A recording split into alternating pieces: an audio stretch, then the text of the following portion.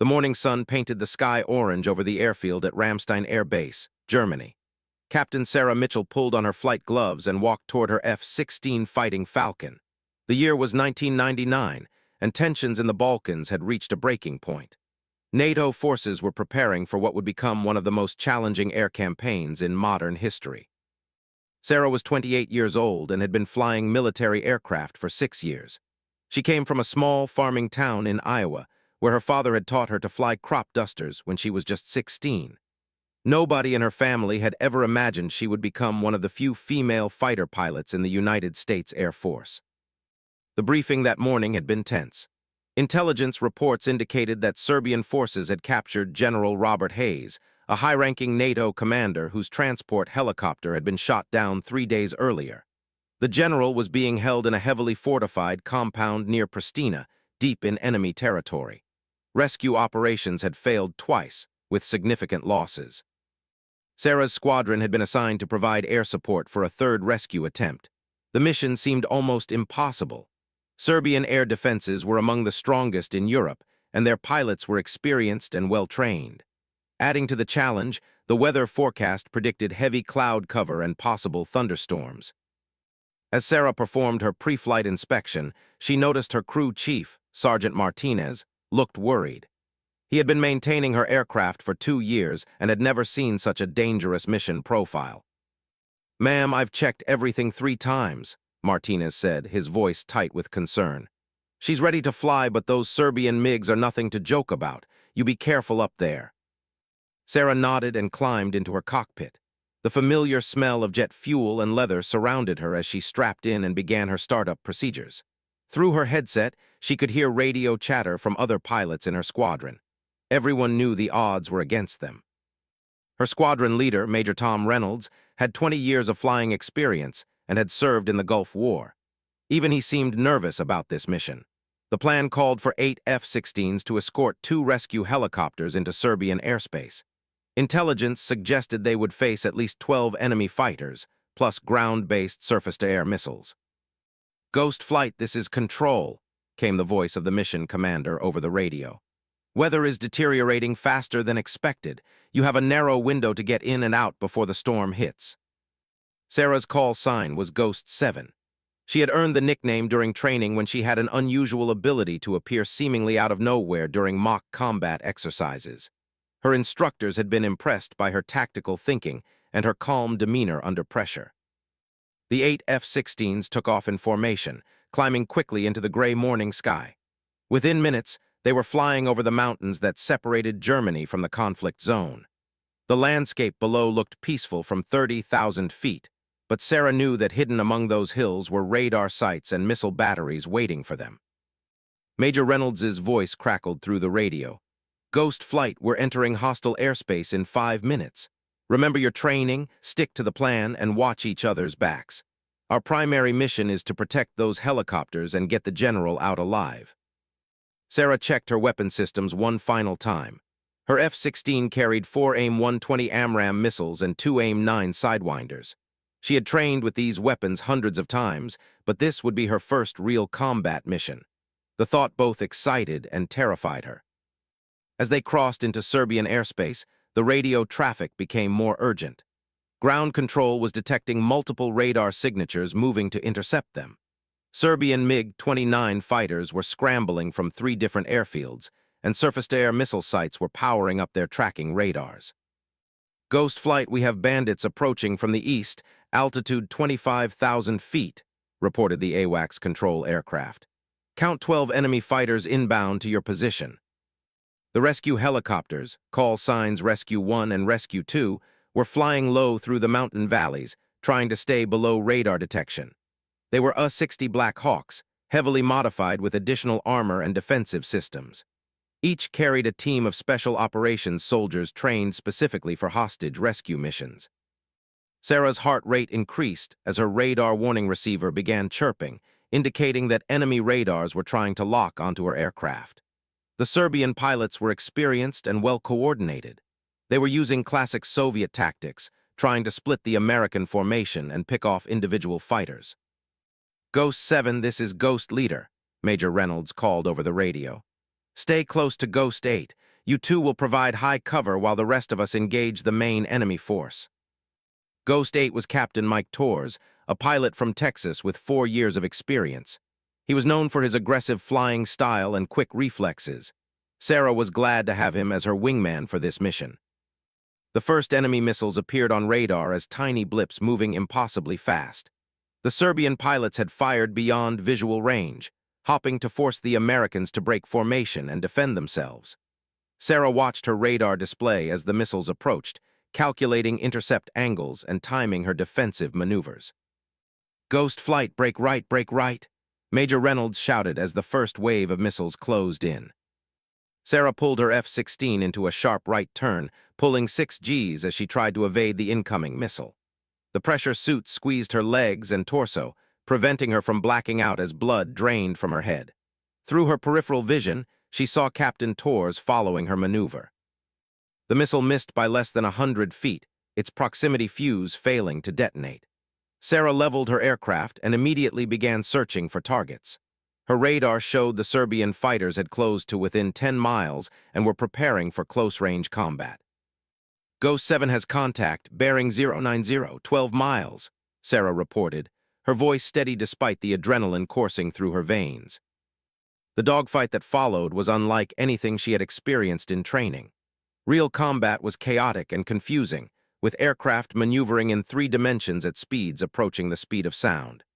Radio calls overlapped and contradicted each other, and the sky filled with contrails and missile exhaust. Sarah fired her first AMRAAM missile at a MiG-29 that was pursuing Ghost 3.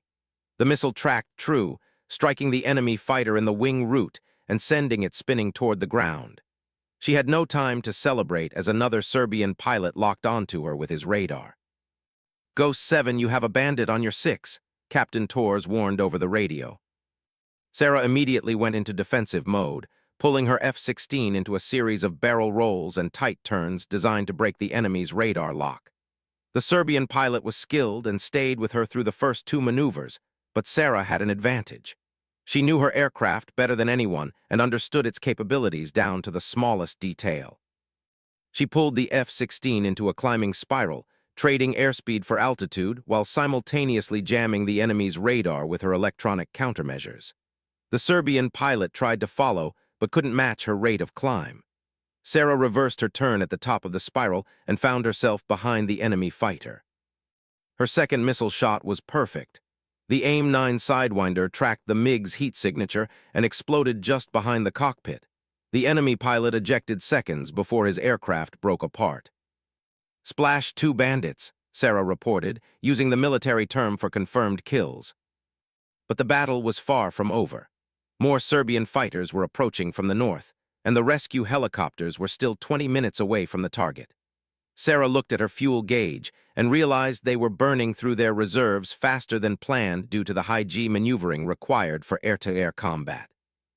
Major Reynolds had shot down 1 enemy fighter, but was now being pursued by 2 others. Ghost 4 and Ghost 6 were engaged in a turning fight with 3 Serbian pilots who seemed determined to prevent the rescue mission from succeeding. The weather was getting worse, with thick clouds building up from the west. Lightning flashed in the distance, and Sarah could see the first drops of rain hitting her canopy. Flying in thunderstorms was dangerous under normal circumstances, but conducting air-to-air combat in bad weather was extremely hazardous. "Ghost Flight, this is Control," came the urgent voice of the mission commander. "The storm is moving in faster than predicted. You need to complete this mission in the next 15 minutes or abort." Sarah knew that aborting the mission would mean leaving General Hayes in enemy hands indefinitely.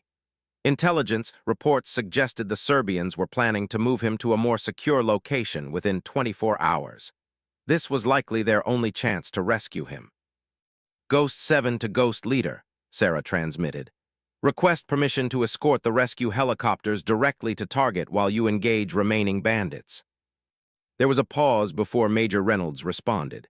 "Ghost 7, that's not the plan.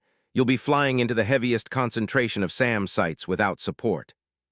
Sarah had studied the mission profile extensively and knew there was a gap in the enemy's surface-to-air missile coverage about 5 miles west of the target. If she could guide the helicopters through that corridor, They might be able to reach the compound without being detected by ground radar. "Sir, I can get them through," Sarah insisted. "The weather will provide additional cover, and I know a route that avoids most of the SAM sites." Major Reynolds was facing his own problems, with two enemy fighters trying to box him in for a missile shot. "Ghost 7, you're cleared to proceed. Good luck." Sarah immediately turned south toward the rescue helicopter's position. Captain Torres stayed with her, providing cover as they descended toward the mountain valleys where Rescue 1 and Rescue 2 were flying at low altitude. The landscape below was a maze of rocky peaks and deep valleys, covered with dense forests that provided natural concealment. Serbian ground forces were known to have hidden anti-aircraft guns throughout the region, but the helicopters were flying too low and fast for most of those weapons to be effective. "Rescue 1, this is Ghost 7, Sarah transmitted on the rescue frequency. "I'm your new escort. Follow my lead and stay low." The helicopter pilot's voice came back immediately. "Copy, Ghost 7. We're taking ground fire from the ridgeline to our east." Sarah could see muzzle flashes from several positions along the ridge where Serbian infantry were firing small arms at the helicopters. While their rifles and machine guns were unlikely to cause serious damage, they could still hit critical systems or injure crew members. She armed her 20mm cannon and made a strafing run along the ridgeline, suppressing the enemy fire with short bursts of high-explosive shells. The Serbian soldiers scattered for cover, allowing the helicopters to pass safely through the valley. As they approached the target area, Sarah's radar warning receiver began screaming with new threats. A SA-6 surface-to-air missile site had detected them and was preparing to fire. The SA-6 was a deadly weapon system, capable of engaging multiple targets simultaneously with radar-guided missiles. "Rescue flight, hard left turn now," Sarah commanded, simultaneously launching chaff and flares to confuse the missile guidance systems. The rescue helicopters banked sharply into the valley Sarah had identified, using the terrain to mask their approach to the target compound. Through the clouds and rain, she could see the building where General Hayes was being held. It was a former school that had been converted into a military prison, surrounded by guard towers and razor wire. The special operations soldiers in the helicopters were already preparing for their assault. They had trained for months for this specific mission, studying satellite photos and building detailed scale models of the compound. Every member of the team knew exactly what they needed to do once they reached the ground. "Ghost 7, this is Rescue 1, the lead helicopter pilot transmitted. "We're beginning our approach. Thanks for getting us this far." Sarah climbed back to altitude to provide overwatch for the rescue operation. From her position, she could see Serbian military vehicles approaching the compound from multiple directions. Someone had alerted them to the rescue attempt, and they were rushing reinforcements to prevent the general's escape. The rain was getting heavier, and lightning was beginning to flash closer to their position. Sarah knew they had only minutes before the weather made flying impossible. She checked her fuel again and realized she was approaching the point where she wouldn't have enough to make it back to base. Captain Torres was having similar fuel problems. "Ghost 7, I'm showing 15 minutes to bingo fuel," he reported, using the military term for the minimum fuel required to return to base safely. Below them, the rescue helicopters had landed in a clearing about 200 yards from the target compound.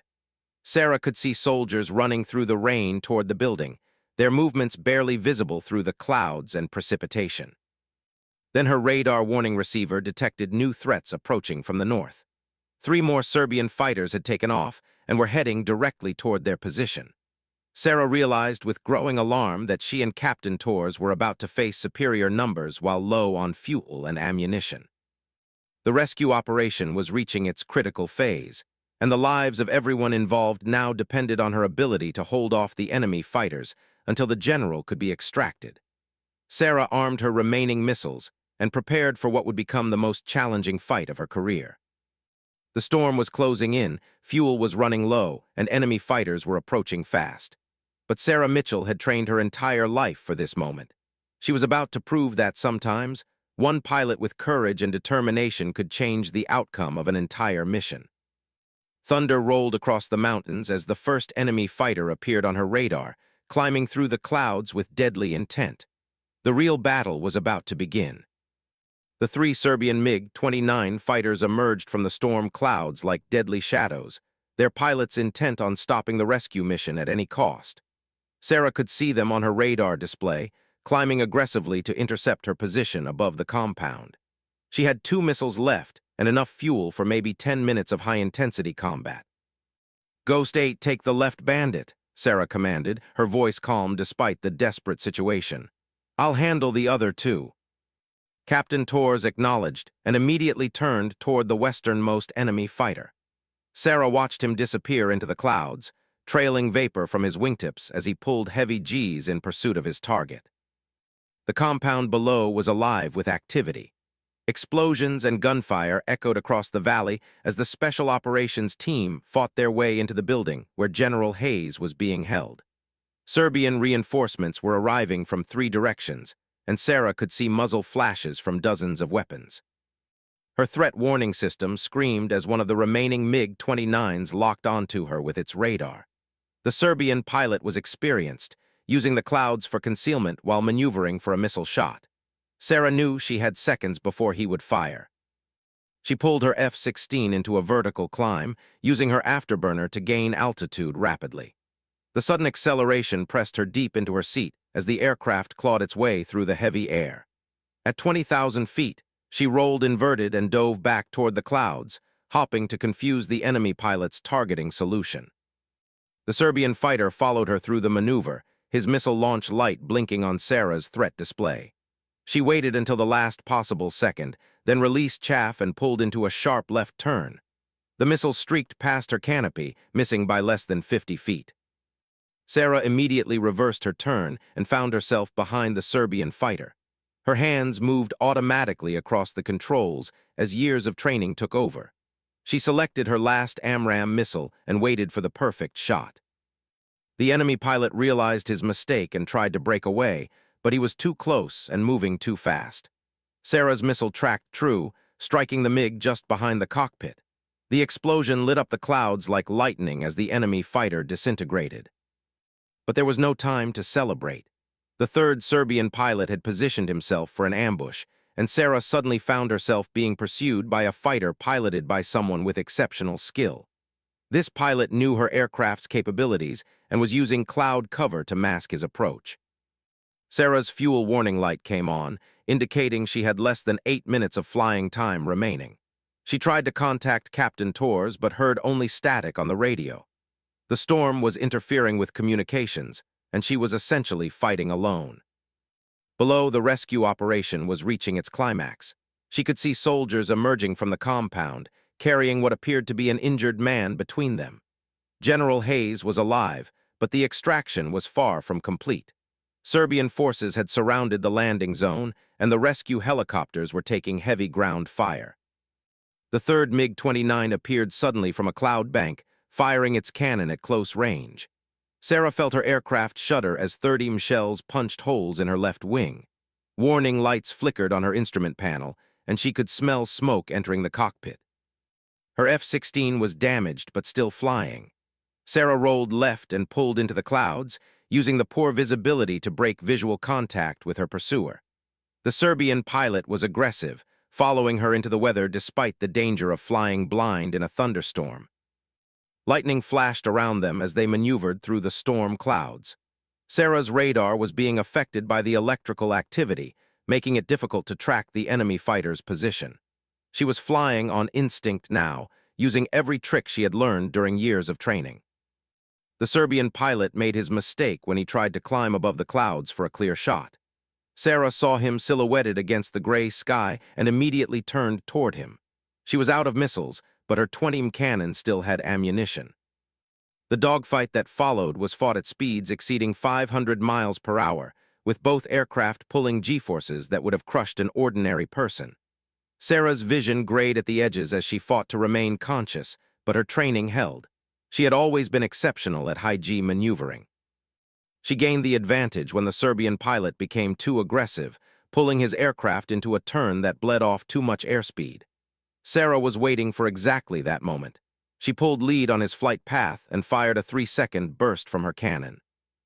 The high-explosive shells tore into the MiG's wing root and engine bay. The enemy fighter rolled over and began spinning toward the ground, trailing fire and smoke.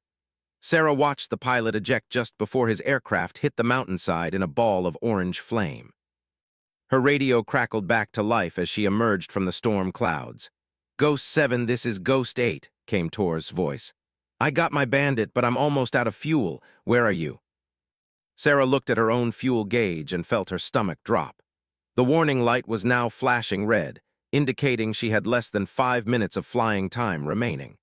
The damage to her aircraft had caused a fuel leak, making her situation even more critical. "Ghost 8, I'm over the target area," she transmitted. "My aircraft is damaged and I'm critically low on fuel. How's your situation?"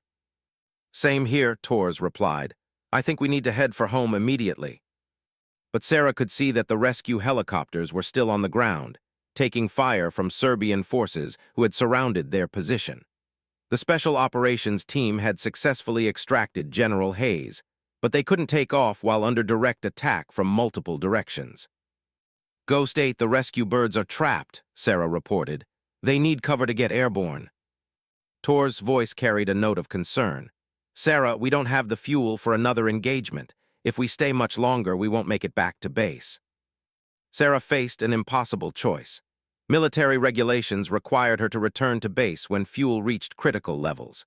Staying to help the rescue mission would likely result in her running out of fuel over enemy territory. But leaving would probably mean the death or capture of the rescue team and General Hayes. She thought about her father back in Iowa, teaching her to fly when she was 16. He had always told her that sometimes being a pilot meant making choices that others couldn't understand. She thought about Sergeant Martinez, who had checked her aircraft 3 times that morning because he cared about her safety. "Ghost 8, proceed to base," Sarah decided. "I'm staying to provide cover." There was a long pause before Tors responded. "Sarah, that's suicide. You'll never make it back with that fuel load."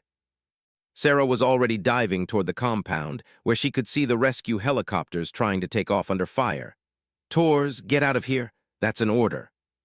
She knew she was exceeding her authority by giving orders to a pilot of equal rank, but Captain Tors seemed to understand. "Copy, Ghost 7. Good luck." Sarah was alone now, flying a damaged aircraft with almost no fuel over enemy territory. But the rescue helicopters needed just a few more minutes to get airborne and clear the immediate danger zone. She armed her remaining cannon ammunition and prepared for one final attack. The Serbian forces had positioned themselves in a ring around the landing zone, using buildings and vehicles for cover while they fired on the helicopters. Sarah could see that Rescue 1 had taken several hits and was struggling to maintain altitude. She made her first strafing run from east to west, targeting a group of soldiers who had set up a machine gun position near the school building. Her cannon shells exploded among them, forcing the survivors to take cover and temporarily stopping their fire on the helicopters. Her fuel warning buzzer was now sounding continuously, indicating she had perhaps 2 minutes of flying time left. Sarah pulled up and circled for another attack, watching as Rescue 1 finally managed to lift off. But Rescue 2 was still on the ground, its rotor apparently damaged by enemy fire. Sarah dove again, this time targeting a Serbian armored personnel carrier that was approaching the landing zone. Her shells penetrated the vehicle's thin armor, causing it to explode in a shower of sparks and flame.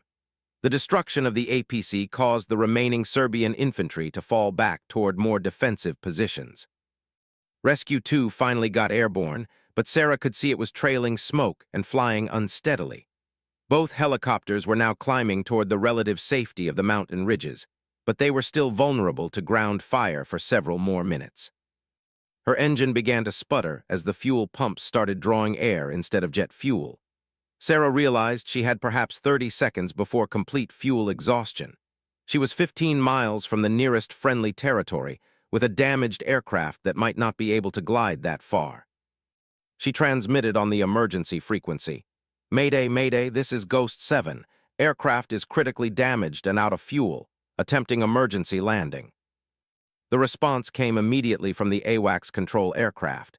"Ghost 7, we copy your Mayday. Search and rescue is being scrambled to your location." Sarah looked down at the mountainous terrain below and tried to find a suitable place to crash land her F-16. The valleys were filled with trees and rocks, while the ridges were too narrow and steep. Her best option appeared to be a small meadow about 3 miles ahead, but she wasn't sure she had enough altitude to reach it. Her engine quit completely at 8,000 feet altitude. The sudden silence was deafening after hours of engine noise. Sarah's F-16 became a 40,000-pound glider, losing altitude at approximately 3,000 feet per minute. She had trained for dead-stick landings, but never in mountainous terrain with a damaged aircraft. The normal procedure was to eject at a safe altitude, but Sarah was determined to save her aircraft if possible. The F-16 represented millions of dollars in taxpayer money, and she felt responsible for bringing it home. The meadow was getting closer, but Sarah realized she was coming in too fast and at the wrong angle. She would have to perform a series of S-turns to lose altitude and airspeed, using the damaged aircraft's remaining control surfaces to manage her approach. At 2,000 feet above ground level, she lowered her landing gear and flaps, hoping the increased drag would help slow her descent. The damaged left wing was causing her aircraft to fly in an unbalanced condition, requiring constant control inputs to maintain level flight. At 1,000 feet, Sarah could see that the meadow was smaller than it had appeared from altitude. It was also more uneven, with rocks and small trees that could destroy her aircraft if she hit them. But she was committed now, with no altitude left for another approach. She crossed the tree line at 150 miles per hour, much faster than the normal landing speed of 130. The damaged aircraft touched down hard, bouncing twice before settling onto the rough ground. Sarah fought to keep the F-16 traveling straight as it rolled across the uneven terrain. The aircraft finally came to rest against a line of pine trees at the far end of the meadow. Sarah sat in her cockpit for several seconds, hardly believing she had survived. Her hands were shaking from adrenaline, and her flight suit was soaked with perspiration. She performed an emergency shutdown of all aircraft systems and prepared to evacuate. The smell of fuel and hot metal filled the cockpit, and she could see steam rising from her damaged engine. There was a real possibility that the aircraft could catch fire. Sarah grabbed her survival radio and emergency kit from the cockpit, then climbed out onto the wing. The F-16's left wing was badly damaged, with several holes from the cannon shells that had hit her during the dogfight. It was amazing that the aircraft had continued to fly at all. She jumped down from the wing and ran about 50 yards from the aircraft before stopping to assess her situation. She was alone in enemy territory with only basic survival equipment. The rescue helicopters had escaped, but she was now the one who needed rescuing. Her survival radio crackled to life. "Ghost 7, this is Rescue 3. We have your position and are inbound to extract you. Can you confirm you are uninjured?" Sarah keyed her radio with relief flooding through her.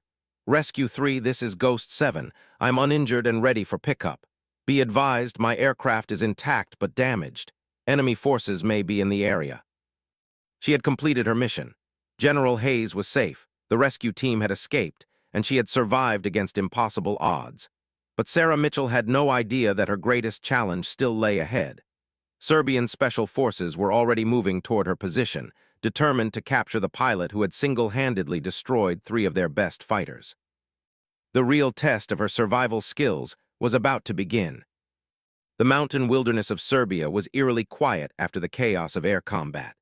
Sarah crouched behind a fallen log about 200 yards from her crashed F-16, listening for sounds of approaching enemy forces. Her survival radio had gone silent after the initial contact with Rescue 3, and she was beginning to worry that something had gone wrong. She checked her watch and realized it had been 45 minutes since she had crashed. In that time, Serbian forces would have had plenty of opportunity to triangulate her position and dispatch search teams. Sarah knew from her intelligence briefings that the enemy had elite special forces units specifically trained to capture downed pilots. Her survival kit contained basic equipment: a 9 pistol with 3 magazines, water purification tablets, emergency rations for 3 days, a first aid kit, and signaling devices. She also had a GPS unit that showed her exact position, but using it would risk detection by enemy electronic surveillance. The weather was still terrible, with rain falling steadily and fog reducing visibility to less than 100 yards. While the conditions made it difficult for her to navigate, they also provided concealment from enemy search teams. Sarah decided to move away from her aircraft and find a better defensive position. She had studied survival and evasion tactics extensively during her military training, but this was her first real-world application of those skills. The mountains of Serbia were similar to terrain she had trained in during exercises in Colorado, but now the enemy was real, and the consequences of capture were potentially severe. Moving carefully through the dense forest, Sarah tried to leave as little trace as possible. She avoided breaking branches or disturbing the natural arrangement of fallen leaves, techniques she had learned from Special Forces instructors. Every few minutes, she stopped to listen for sounds of pursuit. After hiking for about an hour, she found what appeared to be an abandoned hunting cabin on a ridge overlooking the valley where she had crashed. The building was small and weathered, but it offered better concealment than the open forest. Sarah approached carefully, weapon drawn, and checked to ensure it was unoccupied. The cabin contained basic furniture and some old hunting equipment, but no signs of recent use. From its single window, Sarah could see her crashed aircraft in the distance, surrounded by what appeared to be Serbian military vehicles. She counted at least 6 trucks and an armored personnel carrier, with soldiers spreading out to search the surrounding area. Her heart sank as she realized the enemy search was more extensive than she had hoped. Through her small binoculars, she could see that the soldiers were well-equipped and moving in coordinated patterns. These were not regular infantry troops, but Special Forces personnel trained specifically for this type of mission. Sarah tried her survival radio again, keeping her transmission brief to avoid detection. "Any Allied station, this is Ghost 7. I am evading capture and need immediate extraction." The response came from an unexpected source. A voice with a slight southern accent answered, "Ghost 7, this is Cowboy 6. I read you loud and clear." Cowboy 6 turned out to be Major Jack Harrison, a pilot from her own squadron who was leading a search and rescue mission. His F-16 was orbiting at high altitude with 2 other aircraft, trying to coordinate her extraction while staying above the effective range of Serbian surface-to-air missiles. "Ghost 7, we have multiple rescue assets inbound, but enemy air defenses are still active," Major Harrison reported. "Can you move to alternate extraction point Alpha?" Sarah consulted the map from her survival kit. Extraction point Alpha was a clearing about 3 miles north of her current position. The route would take her through dense forest and across at least 2 roads that might be patrolled by enemy forces. "Cowboy 6, I can reach Alpha, but I'll need at least 2 hours, Sarah transmitted. "Enemy ground forces are conducting an active search in my area." Major Harrison's voice carried concern. "Copy, Ghost 7. Be advised that weather is improving, which will help us but also help enemy search efforts. Move carefully and stay off established trails." Sarah gathered her equipment and prepared to leave the cabin. Before departing, she took one more look at the search operation around her aircraft. The Serbian forces were being methodical, setting up checkpoints on all the major roads and sending teams to search every building and cave in the area. She noticed something that made her stomach clench with fear. One of the search teams had brought dogs, large German shepherds that could track her scent even in the rain. Sarah realized that her survival situation had just become much more complicated. Moving through the forest with tracking dogs behind her required different tactics. Sarah remembered her training about masking scent trails by crossing streams and using aromatic plants to confuse the animals. She also knew that dogs had difficulty following tracks across rocky terrain. The first mile of her movement took her through relatively easy terrain, following a ridge line that offered good concealment while making reasonable time. But as she descended toward the valley floor, the forest became denser and more difficult to navigate. Sarah crossed a small stream, taking time to wade upstream for several hundred yards before exiting on the far side. The cold water soaked through her flight boots, but it would help mask her scent from the tracking dogs. She also broke branches from several pine trees and rubbed them on her flight suit, adding natural aromatics that might confuse the animals. Halfway to the extraction point, she encountered her first checkpoint. 2 Serbian soldiers had positioned themselves at a bridge crossing, stopping and searching every vehicle that passed. Sarah observed them from concealment for 20 minutes, noting their positions and patrol patterns. The soldiers appeared to be regular army personnel rather than special forces. They were not particularly alert, smoking cigarettes and talking casually while checking identification papers from local civilians. Sarah realized she might be able to bypass them by crossing the stream downstream from the bridge. She moved carefully along the riverbank until she found a spot where the water was shallow enough to wade across. The current was stronger than expected, and she had to fight to maintain her footing on the slippery rocks. Halfway across, her foot slipped and she fell into the water with a splash that seemed incredibly loud. Sarah froze in the middle of the stream, listening for any indication that the guards had heard her. After several tense minutes with no response, she completed her crossing and climbed the muddy bank on the far side. Her clothes were now completely soaked, but she had successfully bypassed the checkpoint. The rain was beginning to lighten, and occasional breaks in the clouds allowed shafts of sunlight to penetrate the forest canopy. While the improved visibility made navigation easier, it also increased the risk of being spotted by enemy search teams. Sarah's radio crackled with an update from Major Harrison. Ghost 7, rescue assets are 30 minutes out from extraction point Alpha. Can you confirm your position? She checked her GPS unit quickly. Cowboy 6, I'm approximately 1 mile south of Alpha. I should reach the extraction point in 20 minutes. But as she approached the final ridge before the extraction site, Sarah encountered a problem she hadn't anticipated. A Serbian patrol was moving directly toward her position, apparently following a trail that would take them right to the extraction point. She counted 8 soldiers, all armed with automatic weapons and radio equipment. Sarah had to make a critical decision. She could try to hide and let the patrol pass, risking that they would discover the extraction site and set up an ambush for the rescue helicopters. Or she could try to delay the patrol, but that would expose her position and likely result in a firefight she couldn't win. She chose a third option. Using her survival radio, she contacted Major Harrison. Cowboy 6, I need immediate air support at my position. Enemy patrol moving toward extraction site. Harrison's response was immediate. Ghost 7, we can't provide close air support without risking civilian casualties. The area is populated. Sarah looked around and realized he was right. Through the trees, she could see several farmhouses and what appeared to be a small village. Any air strike in this area would endanger innocent civilians. The Serbian patrol was getting closer, and Sarah could hear their voices as they talked among themselves. They were moving confidently, apparently unaware that an American pilot was nearby. Sarah decided to try a different approach.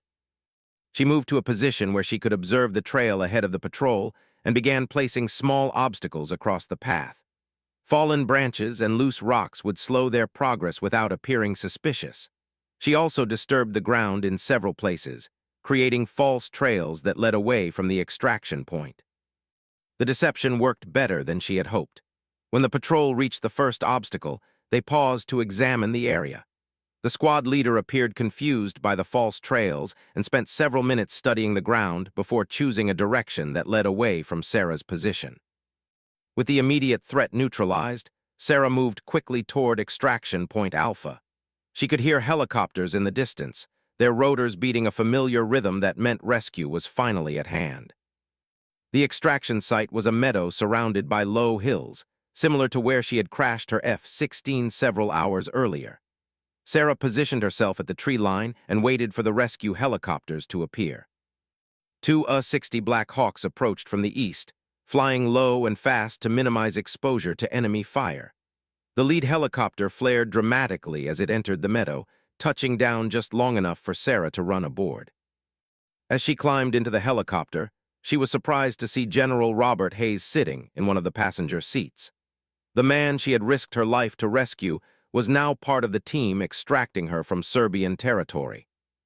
Captain Mitchell, the general said as the helicopter lifted off, I believe I owe you my life. Sarah was too exhausted to respond coherently. The adrenaline that had sustained her through hours of combat and evasion was finally wearing off, and she was beginning to realize how close she had come to capture or death. The flight back to Ramstein Air Base took 2 hours, with the rescue helicopters taking a circuitous route to avoid known enemy positions.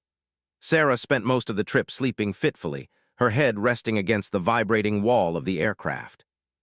When they landed at Ramstein, Sarah was surprised to see a crowd of people waiting on the flight line. Her squadron commander, Colonel Patricia Williams, was there, along with most of her squadron mates.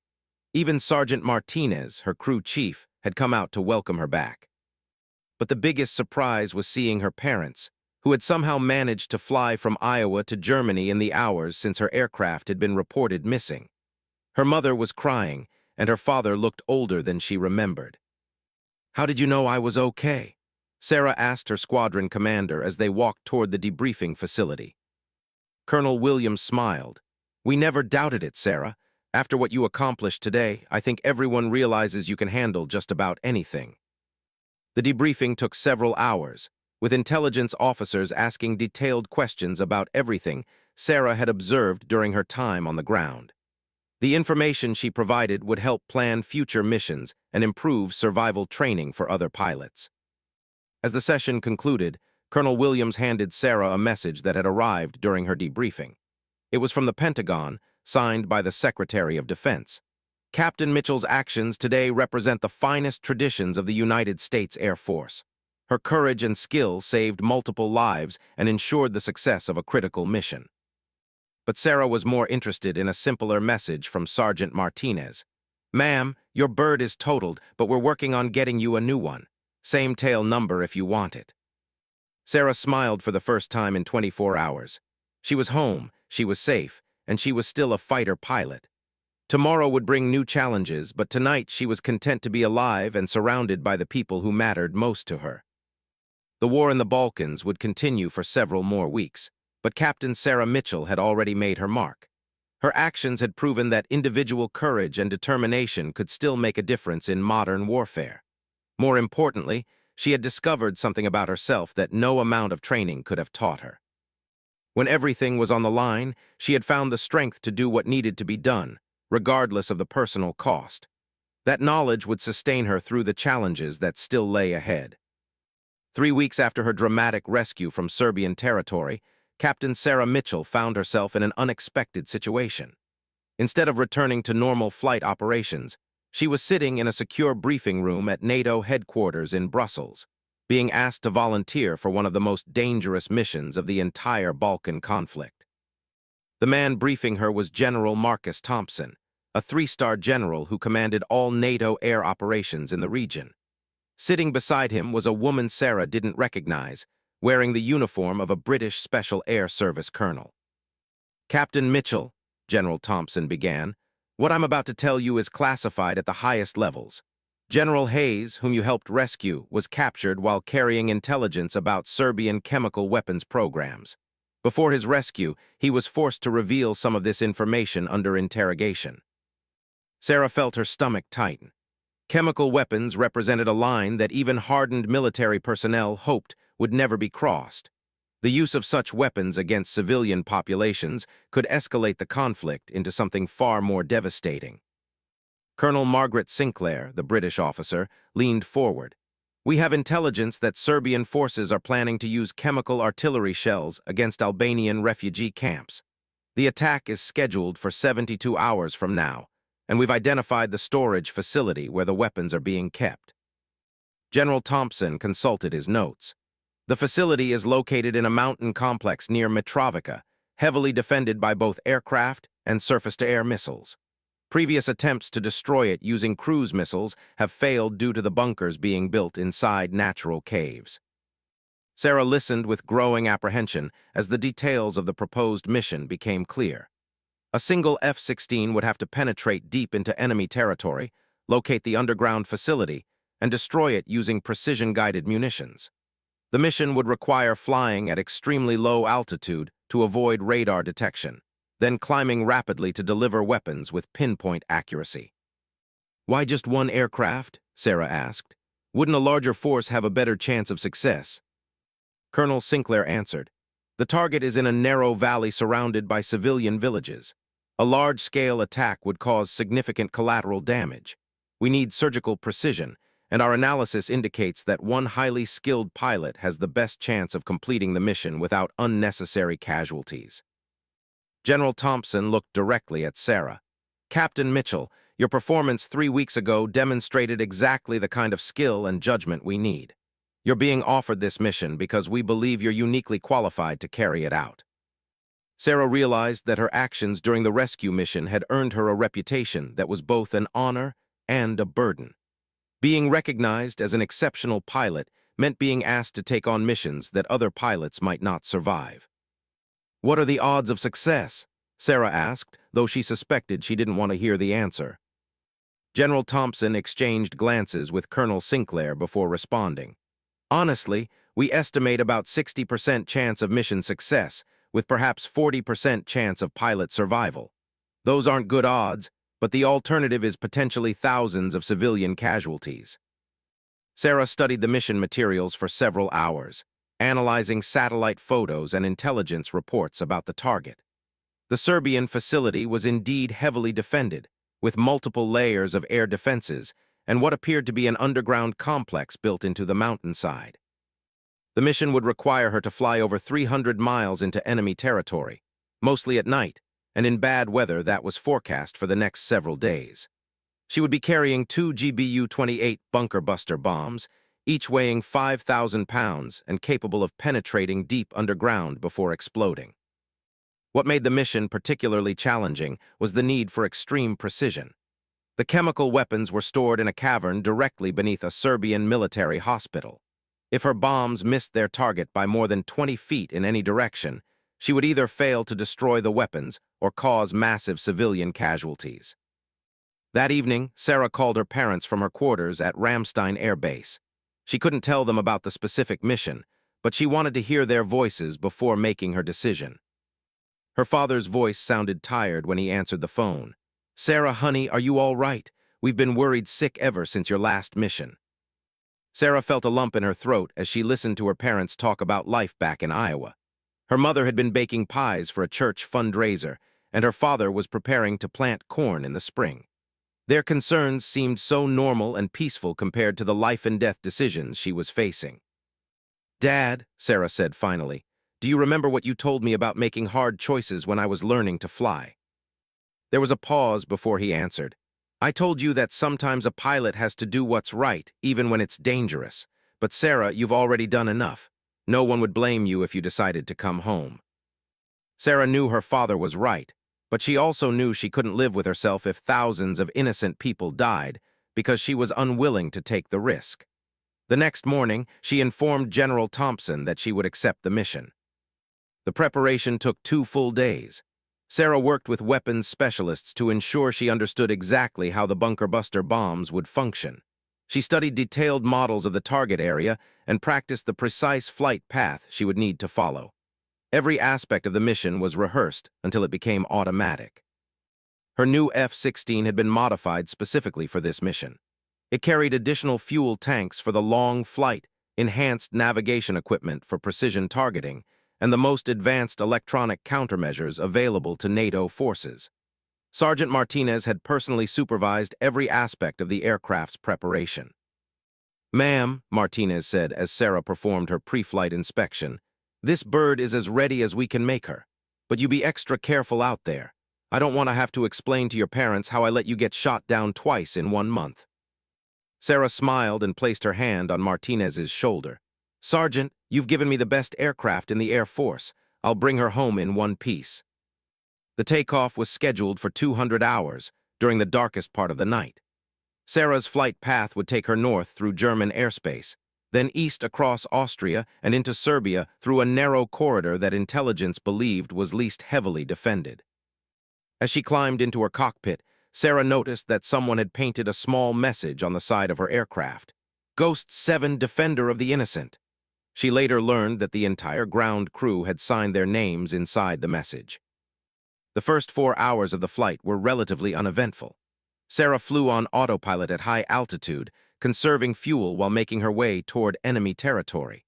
She maintained radio silence, communicating only through coded data links with NATO command and control aircraft. As she approached the Serbian border, Sarah began her descent to low altitude.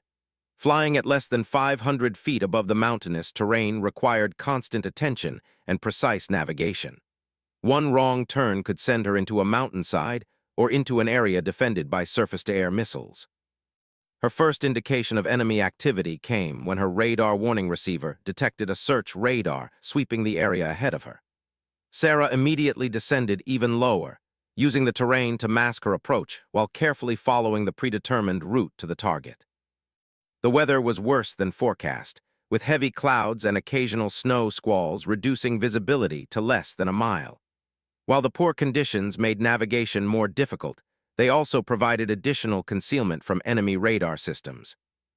Sarah's navigation system indicated she was 30 minutes from the target when her aircraft was suddenly illuminated by a powerful searchlight from the ground.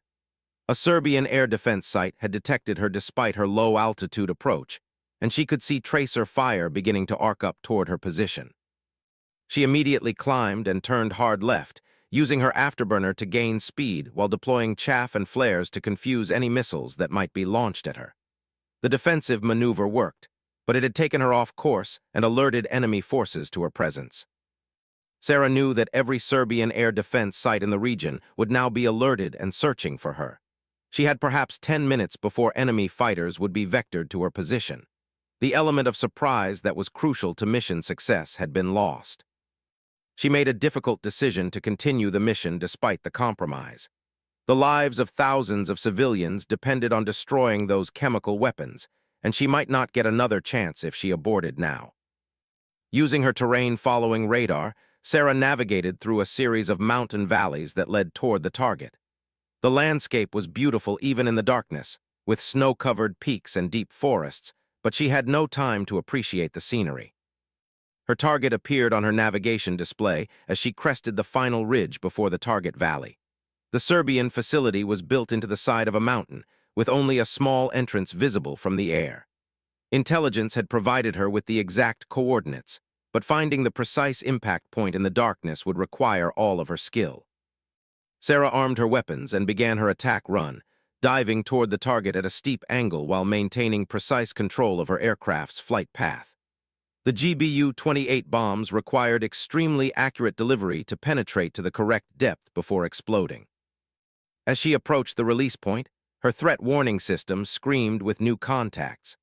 Serbian fighters were closing on her position from 2 directions, and surface-to-air missiles were being prepared for launch from multiple sites around the valley. Sarah released her first bomb at exactly the calculated point, then immediately climbed and turned to avoid the enemy missiles that were now streaking toward her position. Her defensive maneuvers were successful, but they prevented her from observing whether her first bomb had hit its target. She circled around for a second attack, knowing that the enemy fighters would reach her position within minutes. Her second bomb had to be perfect, because there wouldn't be time for a third attempt. The dive for her second attack took her directly over the Serbian military hospital that was built above the chemical weapons storage site. Sarah could see lights in the hospital windows and realized that innocent patients and medical personnel were directly below her flight path. She released her second bomb and immediately pulled up as hard as possible, pulling nearly 9 Gs as she climbed away from the target area. Behind her, the first explosion lit up the mountainside as the initial bomb penetrated deep into the chemical weapons storage cavern. The second explosion followed 10 seconds later, and Sarah could see on her infrared display that the detonation had occurred at exactly the right depth. The chemical weapons facility had been completely destroyed, with no apparent damage to the hospital above. But her celebration was short-lived.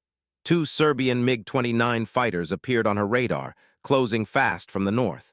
Sarah was still carrying external fuel tanks that made her aircraft heavy and less maneuverable than usual. She would have to jettison the tanks and fight her way out of enemy territory. The fuel tanks fell away as Sarah went to full afterburner, climbing rapidly while turning toward the west and home.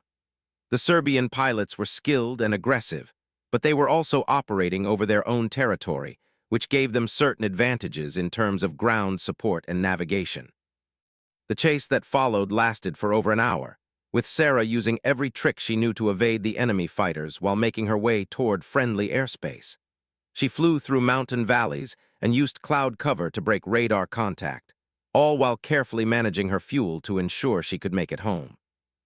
Finally, as dawn broke over the mountains, Sarah crossed into Austrian airspace with the Serbian fighters turning back at the border. She was safe, her mission was successful, and thousands of innocent lives had been saved.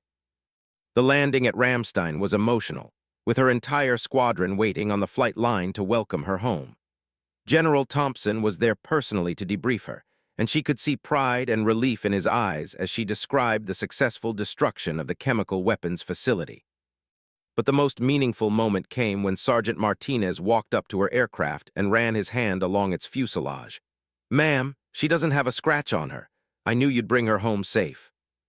Sarah Mitchell had completed one of the most dangerous missions of the entire Balkan conflict. Her courage and skill had prevented a potential humanitarian disaster, and she had proven once again that individual determination could change the course of history. But her greatest achievement was yet to come. 6 months after the chemical weapons mission, Captain Sarah Mitchell found herself facing an entirely different kind of challenge. The war in the Balkans was winding down, but she was being asked to testify before a congressional committee about the effectiveness of female combat pilots. Her actions had made her a symbol of women's capabilities in military aviation, and politicians on both sides wanted to use her experience to support their positions. Sarah sat in the witness chair in a packed hearing room in Washington, D.C., facing a panel of senators and representatives who would determine future policy regarding women in combat roles. The room was filled with reporters, military officials, and advocacy groups, all waiting to hear her testimony. Senator Patricia Walsh, the committee chairman, opened the hearing. "Captain Mitchell, your recent actions in the Balkans have been described as extraordinary examples of courage under fire. Today we want to understand what your experiences tell us about the role of women in military aviation." Sarah had spent weeks preparing for this moment, working with Air Force public affairs officers to craft testimony that was both honest and helpful to military policy. But she was determined to speak from her heart rather than from prepared talking points. "Senator Walsh," Sarah began, "I didn't set out to prove anything about women in combat. I was simply doing my job as a military pilot, following my training and serving my country to the best of my ability." Representative James Morrison, a vocal critic of women in combat roles, leaned forward. "Captain Mitchell, don't you think that your experiences were exceptional, and that most women wouldn't be capable of handling such extreme situations?" Sarah had expected this question and had thought carefully about how to answer it. "Sir, I believe that military service should be based on individual capability rather than gender. There are men who couldn't handle the situations I faced, and there are women who could handle even more challenging circumstances. The key is proper training, selection, and preparation." The hearing continued for 3 hours, with questions ranging from technical details about aircraft performance to broader policy questions about military culture. Sarah answered each question honestly, neither minimizing the challenges she had faced nor claiming that gender was irrelevant to military service. During a break in the hearings, Sarah was approached by Colonel Patricia Williams, her former squadron commander, who was now working at the Pentagon. "Sarah, you're handling this beautifully. Your testimony is going to influence military policy for years to come."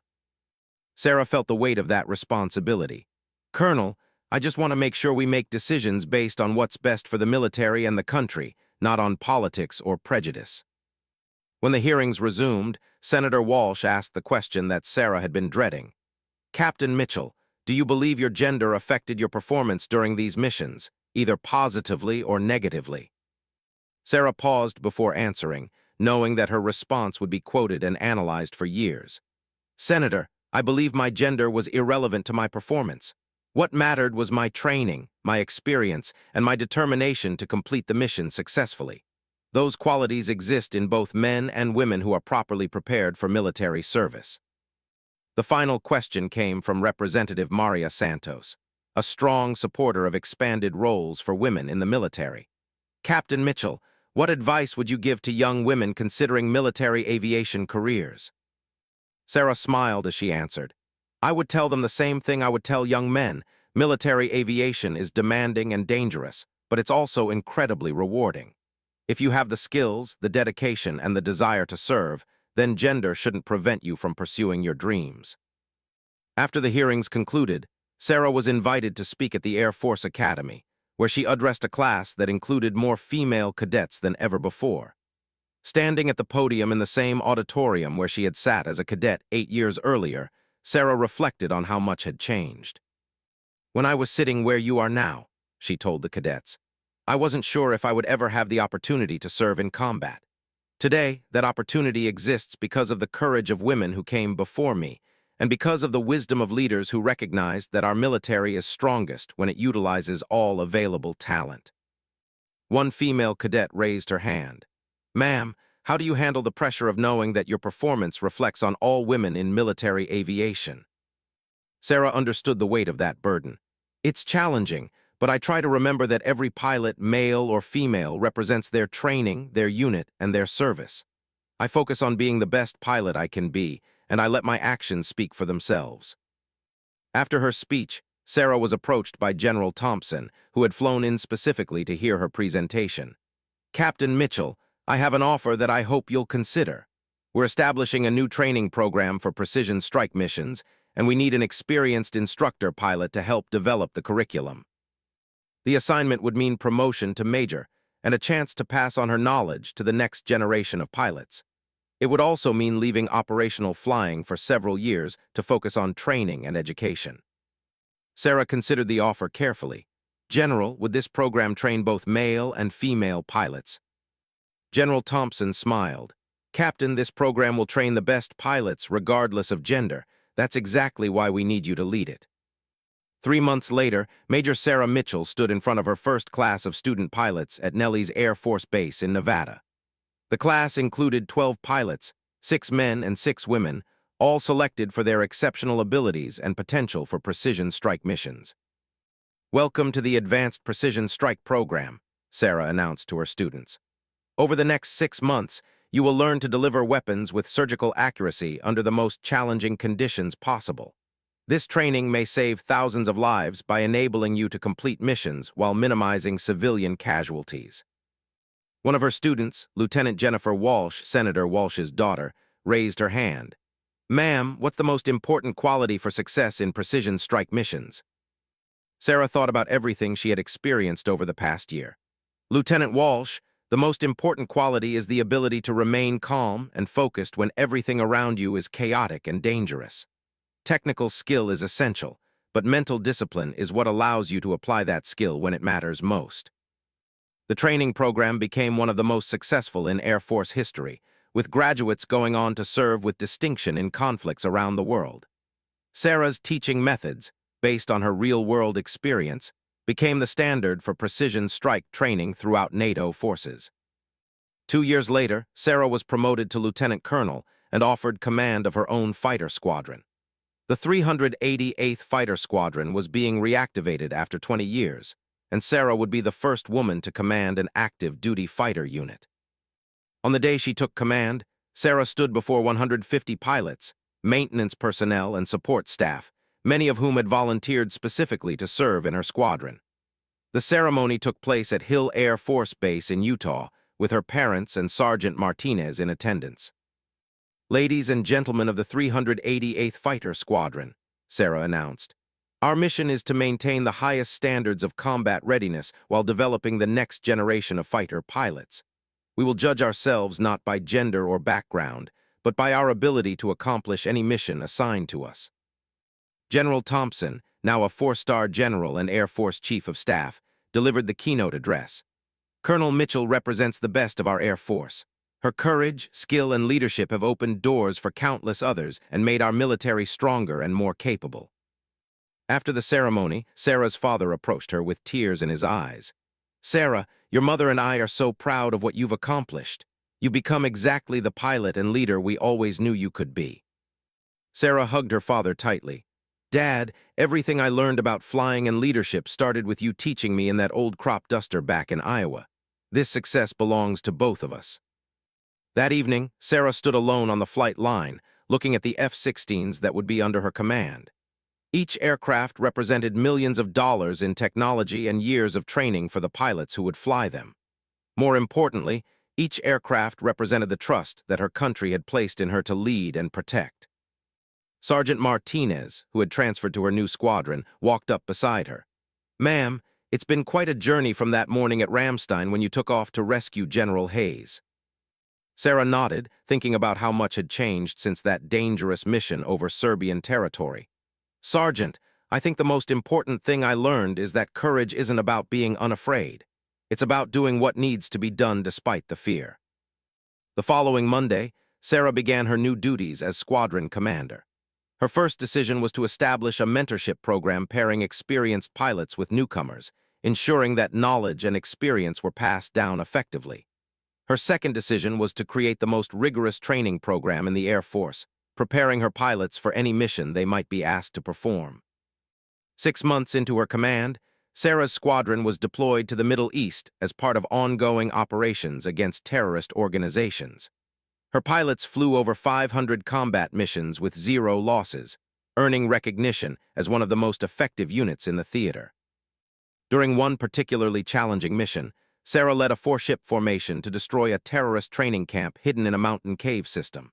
The mission required the same precision and courage that had characterized her earlier actions in the Balkans. Flying her F-16 with the same calm determination she had shown years earlier, Sarah delivered her weapons with surgical accuracy, destroying the target while avoiding any civilian casualties. As she flew home from that mission, Sarah reflected on her journey from a farm girl in Iowa to one of the most respected fighter pilots in the Air Force. She had proven that courage and competence were not limited by gender, and she had opened doors for countless others who would follow in her footsteps. Her greatest achievement, however, was not the missions she had flown or the recognition she had received. It was the example she had set for young people everywhere that with dedication, training, and courage, they could achieve anything they set their minds to accomplish. Today, Colonel Sarah Mitchell continues to serve as an inspiration to military personnel around the world. Her story demonstrates that in the crucible of combat, what matters is not gender or background, but character, competence, and the courage to do what is right when everything is on the line.